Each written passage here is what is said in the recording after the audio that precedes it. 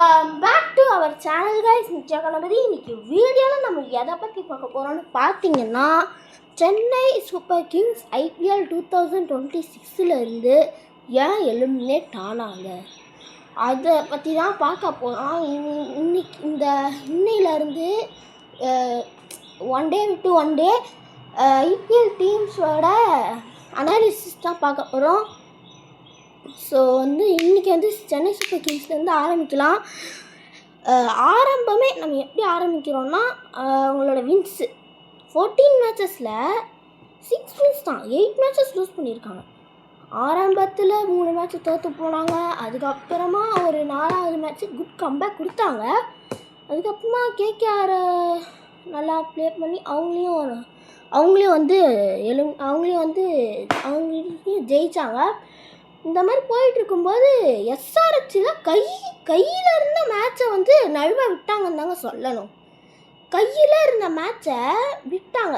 ஒன்றா ஓடி கடைசியில் 5-6 இந்த மாதிரி ரன் வித்தியாசத்தில் SRH ஜெயிச்சிருப்பாங்க. ஜேமி ஓவர்டன் தான் அப்போ இருந்தார். அவர் நினச்சிருந்தா அவர் 6-4 அடித்து மேட்ச் அட்லீஸ்ட் ட்ரையாச்சும் பண்ணியிருக்கலாம். பட் ஆனால் அவங்க பண்ணல. அது ஏன்னுட்டு தெரியல. நம்மளோட அடுத்த ரீசன் என்னன்னு பார்த்தீங்கன்னா, ஆக்சுவலி இப்போ நீங்கள் பார்க்குற லைனப் பார்த்தீங்கன்னா, டெல்லி கேபிட்டல்ஸோட விளாண்ட மேட்ச்சு. அதில் இந்த லைனப்பை வச்சு தான் விளையாடியிருப்பாங்க.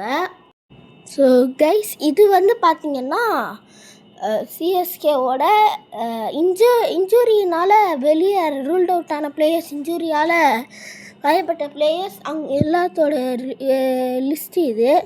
இதில் பார்த்தீங்கன்னா நிறைய பேரை இதனால் CSK லூஸ் பண்ண வேண்டியதாக இருந்தது. தலை தோனியை கூட இந்த இன்ஜுரி காரணமால தான் லூஸ் பண்ண வேண்டியது இருந்தது. அண்ட் இதில் ஆக்சுவலி ஒரு மார்க்கெட்டிங் ஸ்ட்ராட்டஜி இருக்குது. அது என்னென்னா தலை தோனியை ப்ராக்டிஸ் செஷனில் மட்டும் ஆட விட்டுட்டு தலை தோனி ஆடுறாருன்ற மாதிரி காமிச்சு டிக்கெட்ஸை நல்லா செல் பண்ணிக்கிறாங்க. டிக்கெட் நல்லா செல் பண்ணி வச்சுட்டு தலை தோனியை மேட்ச்சுக்கு வர விட மாட்டேங்கிறாங்க. அது அவரால் வர முடியலையா, இல்லை அது மேனேஜ்மெண்ட்டு எதனா சொல்லி நீங்கள் வராதிங்கன்னு சொல்கிறாங்களா, ஒன்றும் புரியல. ஏன்னா இது வரைக்கும் நம்ம ஸ்டேடியமில் தலையை பார்த்தது ஒரே ஒரு தடவை SRH மேட்ச்சில் மட்டும்தான். சேப்பாக்கோடைய லாஸ்ட் மேட்சுன்றனா அந்த சீசன் 26 லாஸ்ட்டு சேப்பாக் மேட்சுன்றனால வந்திருப்பார். குரூப் ஃபோட்டோ எடுத்துக்கிறதுக்கு அந்த ஒரு செரிமனி மாதிரி நடத்துவாங்கள்ல, அதுக்காக வந்திருந்தாரே தவிர மேட்சுக்காக அவர் வரவே இல்லை.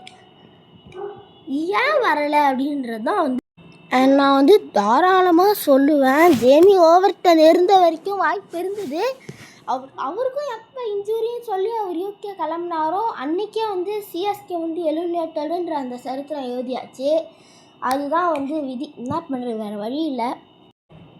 ஸோ இங்கே உங்களால் இன்ஜூரியான பிளேயர்ஸ் ரீசன்ஸ் அதெல்லாம் பார்க்க முடியும். இதை நல்லா பார்த்து வச்சுக்கோங்க. ஏன்னா ஆக்சுவலி அடுத்த சீசன் தோனி ஆடுவாராங்கிறதே ஒரு புதிராக தான் இருக்குது. வெயிட் பண்ணி தான் பார்க்கணும். ஸோ கைஸ், இந்த வீடியோ பிடிச்சிருந்தா லைக் பண்ணுங்கள், ஷேர் பண்ணுங்கள், சப்ஸ்கிரைப் பண்ணுங்கள்.